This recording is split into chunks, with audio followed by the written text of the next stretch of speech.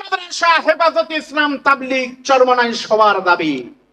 এজন্য আপনাদেরকে বলবো, প্রিয় ভাইয়েরা, ও পিসাব হুজুর, আর দোলাদলি করেন না, এখন এক হতে হবে। জোরে বলেন কথা ঠিক না বেঠিক?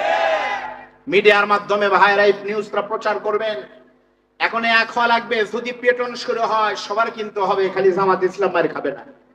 ওই যে গল্প শুনলাম যে আফগানিস্তানের এক কাবুলিওয়ালা বাংলাদেশে এসেছে, এক কাবুলিওয়ালা আফগান থেকে এসে বাংলাদেশের গ্রামে গঞ্জে ঘুরতেছে, মনে করেন নারী বাড়ি, সাজকর, গুরুদাসপুরের দিকে ঘুরতেছে। জ্যৈষ্ঠ মাস, ঘুরতে ঘুরতে দেখে একটা গাছের উপরে একটা লোক কি যেন খাচ্ছে, কালো কালো।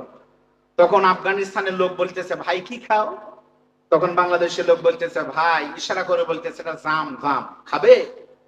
ভাষা না বুঝুক, কোথায় তো খেলে বুঝে দেয়, খাবে? আসো আসো। তখন এই কাবুলিওয়ালা আফগানি লোক মইদে উঠে লোকটার কাছে গিয়ে সামের কারা যখন গিয়েছে, তখন বাঙালি বলতেছে, তার ভাষায় বুঝিয়ে দিয়েছে, ভাই কোনটা খাবো? বাঙালি বলতেছে, কোনটা খাবে? সবুজ গুলো এখনো পাকেনি, মানে সবুজ গুলো খাবে না, খালি কালো কালো গুলো ধরো আর মারো, খাও। বাস, এই কথা যখন বলেছে, তখন কালো গুলো ধরতেছে আর খাচ্ছে। কিছুক্ষণ পরে দেখা গেল কালো কালো দুই তিনটা ভোমরা, ভোমরা ছিলেন ভোমর, ওই ভোমরা একটা জামে পড়েছে। কিন্তু ওই কাবুলিওয়ালাকে বলে দিয়েছে আফগানিকে, বাঙালি, কালো গুলো ধরো আর খাও। তখন জাম কালো আর ভোমরা কালো, ভোমরা পড়েছে। তখন ভোমরা যখন ধরেছে, মোটা মোটা নখ, আফগানিস্তানের লোক, বিশাল দেহ, তখন এই চাপে পড়ে ভোমরা ভূ ভা করতেছে। তখন আফগানি বলতেছে, ভূ করো, ভা করো, কোনো লক্ষা নাই, কালো হলেই খাবো। মানে কালো হলেই যা জাম আর ভোমরা কালো হলেই খতম।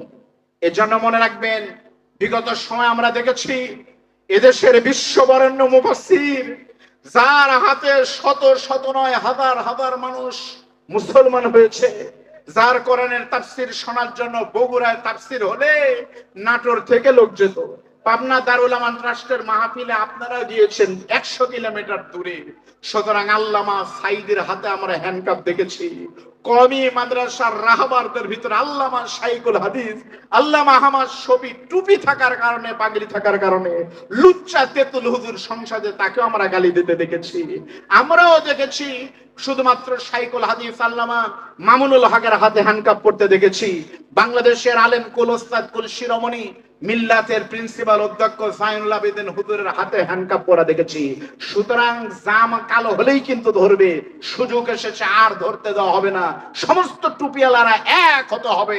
আমাদেরকে শুধু তাকবীর আর লা ইলাহার মিটিং দেখালে হবে না, অবিলম্বে বাংলাদেশের পার্লামেন্টে সংস্কার যখন হচ্ছে সব জায়গায় হবে, অবিলম্বে কাদিয়ানীদেরকে কাফের ঘোষণা করতেই হবে। আর বেশি দেরি করার কোনো সুযোগ নাই, করে বলেন কথা।